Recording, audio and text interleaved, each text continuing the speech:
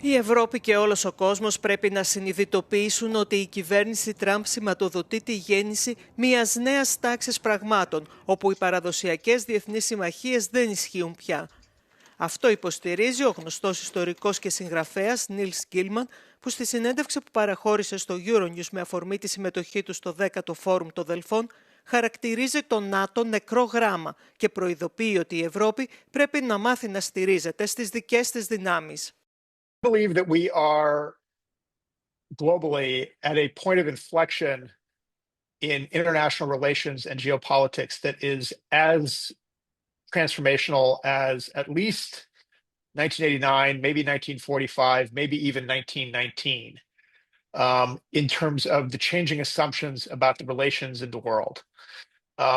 Specifically for Europe, I think that that means that presumptions about a transatlantic alliance with the United States, an alliance of so-called democracies that has been instantiated through trade relations and obviously NATO membership over the last 75, 80 years. I think those assumptions are going away, and we're about to see a completely transformed international system.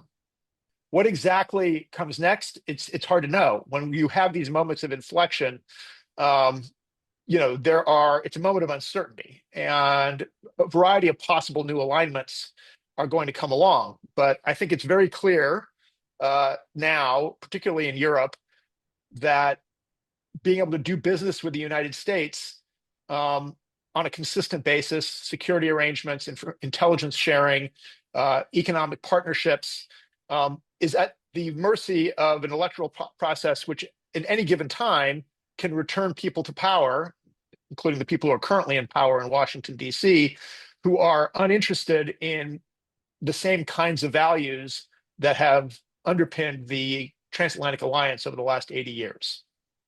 You have argued that the Trump administration introduces disruptive policies. Which areas are mostly affected, and will the rest of the world feel the difference?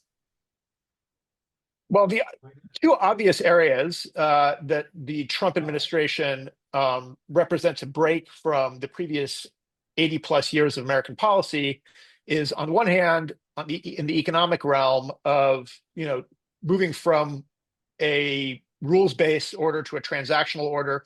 It's really about using the power and heft of the American economy to bully smaller powers using tariffs. Seems to be the primary means that the Trump administration intends to use. They're applying it in a somewhat haphazard way. It's not clear that there's exactly a consistent strategic vision quite yet, but it is quite clear what the sort of strategic objective is, which is to take advantage of every relationship the United States has in the most short-term possible way.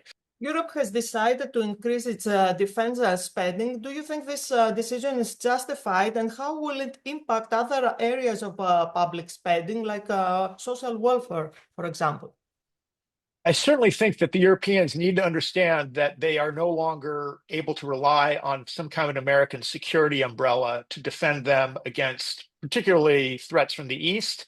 But in general, this is the security arrangements in Europe are no longer going to be underwritten either financially or militarily by the U.S.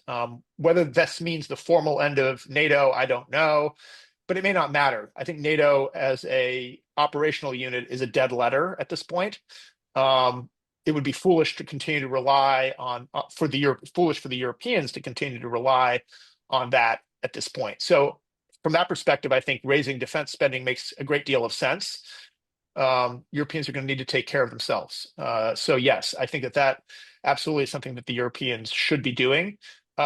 Obviously, that involves trade-offs. There's a guns versus butter trade-off in any kind of an economic policy. If you're going to increase defense spending, you are going to need to restrain domestic spending on other kinds of goods and services, whether those are social welfare benefits or individual household consumption remains to be seen.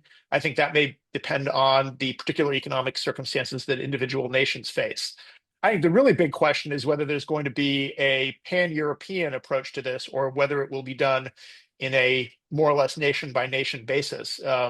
Macron seems quite intent on wanting to do it on a European-wide basis. The new German government has not yet sort of revealed its approach, But I do think, as usual, we should look to the bilateral relationship between Berlin and Paris to get an indication of where the guidance is going to be coming for the continent as a whole.